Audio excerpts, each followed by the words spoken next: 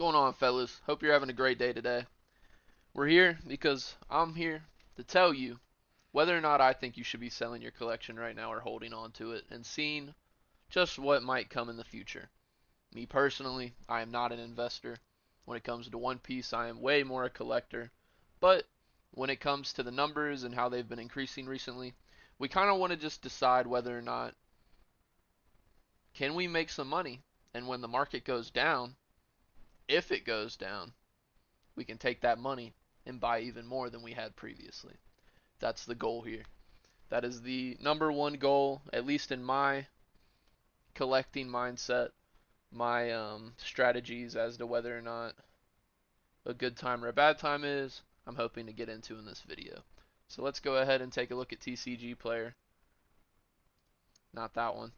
I definitely missed out on that card. I really wish I could have picked up that ace when it was a lot cheaper. But here we are. So pretty much I was taking a look at all the SPs and some of the higher end cards, and I'm noticing that pretty much everything, including Luffy, Zoro, Sanji, and a lot of the female characters, are all way higher than they were previously. Double, triple, quadruple even. And we're noticing a big emphasis on mangas. That's a surprise. But this right here, I'm sure plenty of other people are talking about this. This is very surprising for it to be hitting almost 1,000. I mean, I'm pretty sure there was a sale of 1,000. Okay, no sale of 1,000, but it's heading that way. Lowest listed 880. So, if you have any of these cards, me personally, okay, if I had a manga right now, I have no manga cards at all.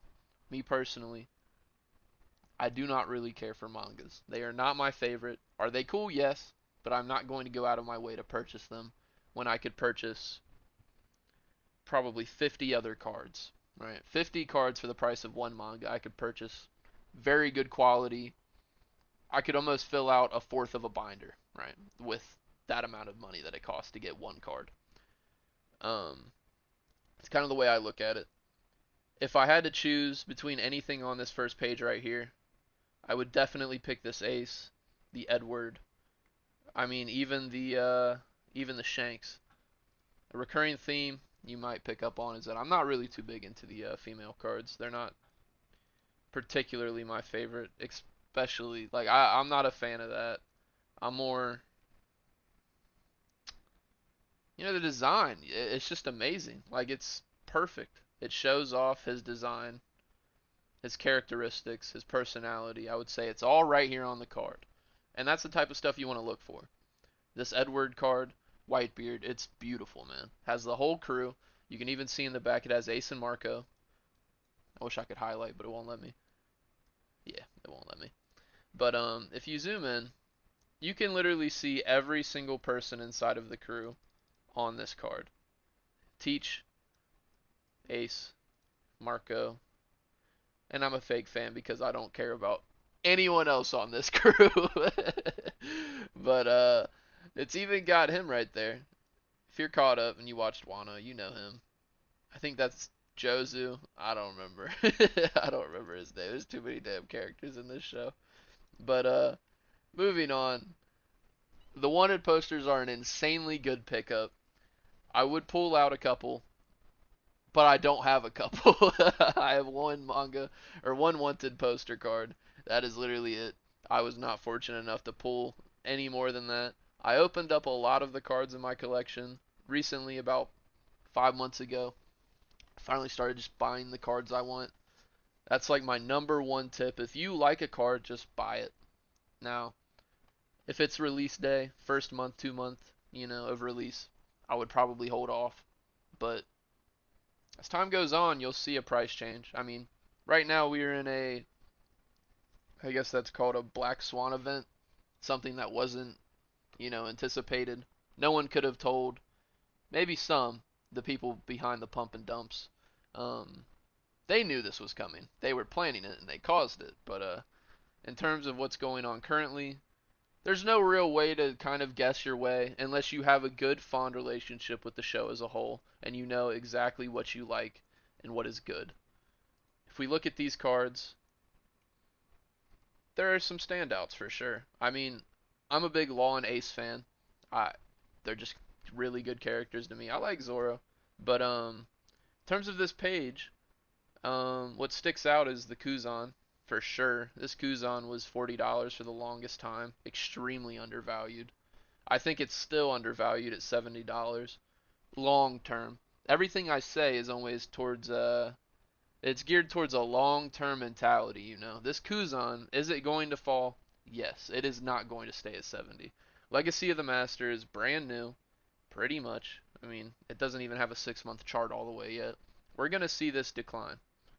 100%. 73, I mean, at release it was 150.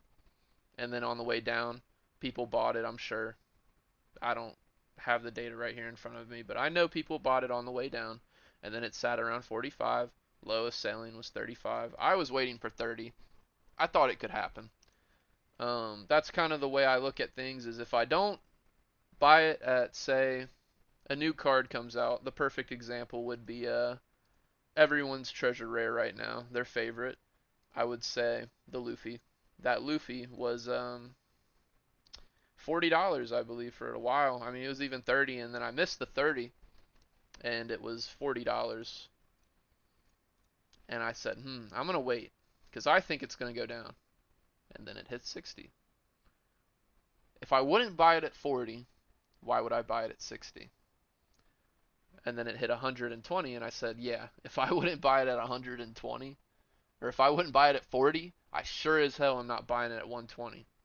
And then we saw the biggest jump I ever would have thought would come to this card this fast. You know, this is definitely the best treasure rare, hands down. I mean, some would probably say the Nami. I say the Luffy. Um, Unfortunately, all of these are getting pumped. If we ever see these drop below $30, these are an insanely good pickup. They're a one in a case. I will always advocate for these treasure rares. Any treasure rare that comes out, even if it's dog shit. This right here, this is elite pump and dump scheme right here.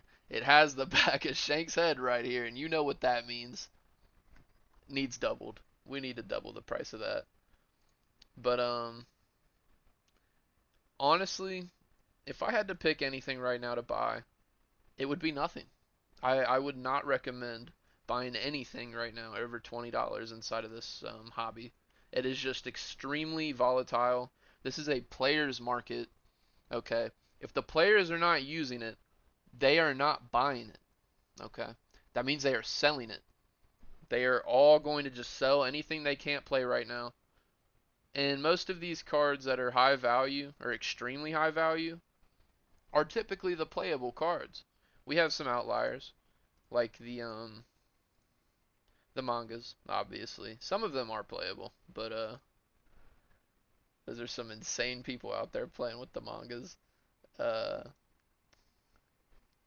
my point of this is that there's a discrepancy for sure compared to how One Piece is handled with its market versus Pokemon. Pokemon is largely collectors, and then the second biggest majority being the investors, if not equal. You know, with One Piece, it is largely like insanely large group or majority is being played. It is all being played in this market.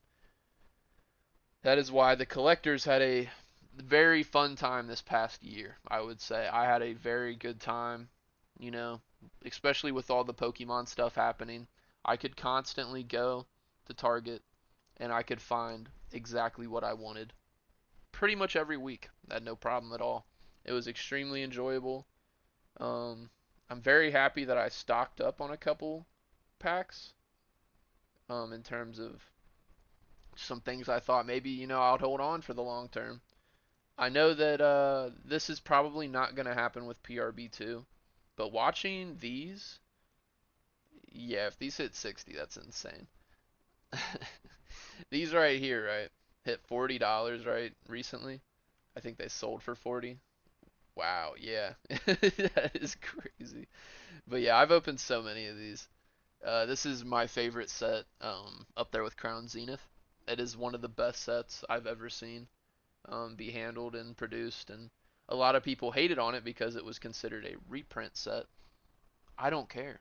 I'm not exactly a player. I would like to play, but I don't seem to have the time recently. Every time I try to sit down and um, figure some things out and come to be comfortable with it, I always have other things come up that I have to handle. So haven't gotten to go to any local card shops and actually give it a try. I'll probably go for the pre-release of OP14 because it seems to be the best time for new players. If you are interested in playing the One Piece TCG, I definitely recommend waiting for a pre-release.